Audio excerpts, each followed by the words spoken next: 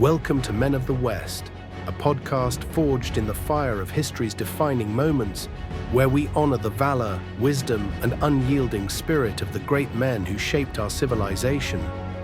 Here, we explore not only the thunder of battles, but also the pivotal events and timeless lessons that echo through the ages. With reverence, we stand in the shadow of our forebears, drawing from their triumphs and trials to lead ourselves into the future with courage and purpose.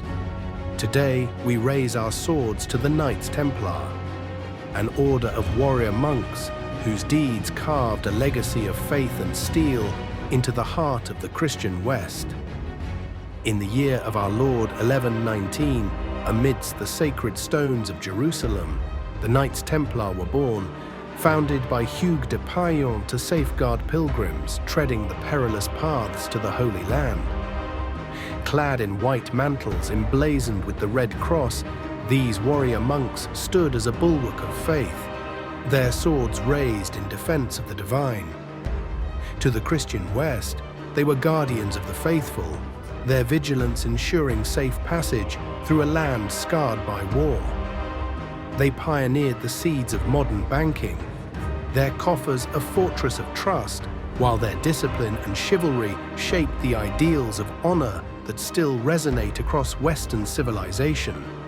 Let us now step into their hallowed ranks, where a new knight's journey begins to unfold.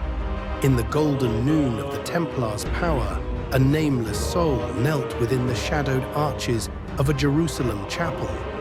His life had been shaped by their glory. Once a boy in a village ravaged by bandits, he had witnessed a Templar's blade turn the tide, saving his kin with a valor that burned into his heart. Years of toil followed, his hands calloused from the squire's labor, his spirit tempered by their ideals.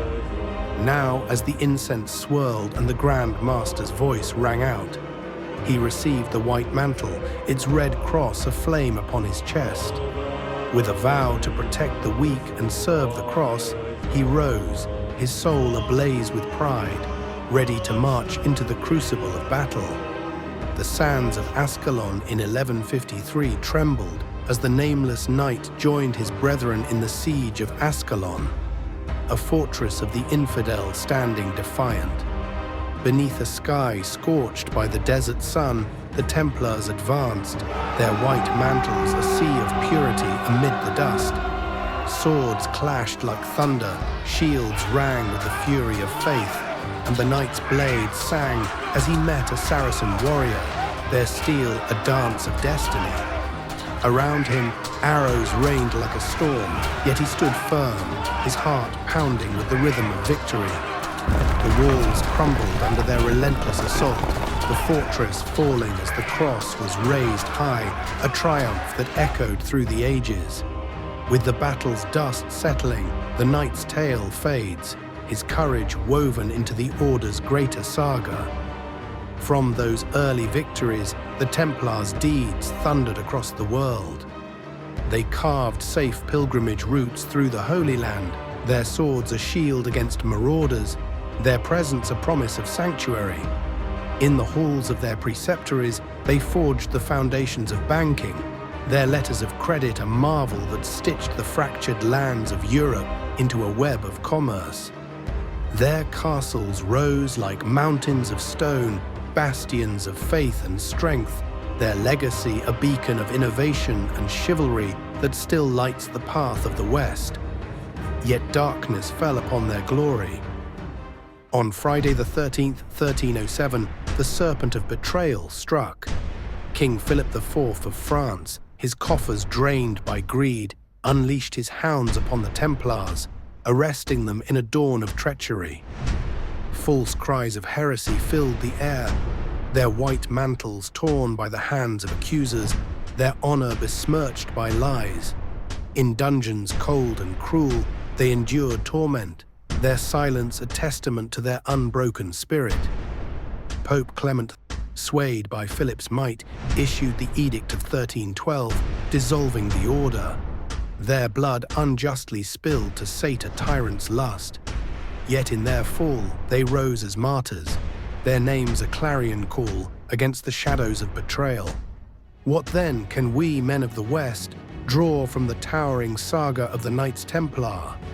They stand as pillars of faith, their swords raised against the storm of persecution with a resolve that shakes the heavens. Their loyalty amid the fires of treachery bids us to stand firm, to honor our bonds even when the world turns against us.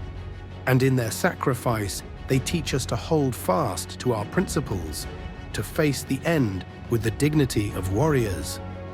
Let us take up this sacred mantle, O men of the West, wielding our strength with faith and honor, that our deeds too may endure as a light against the darkness.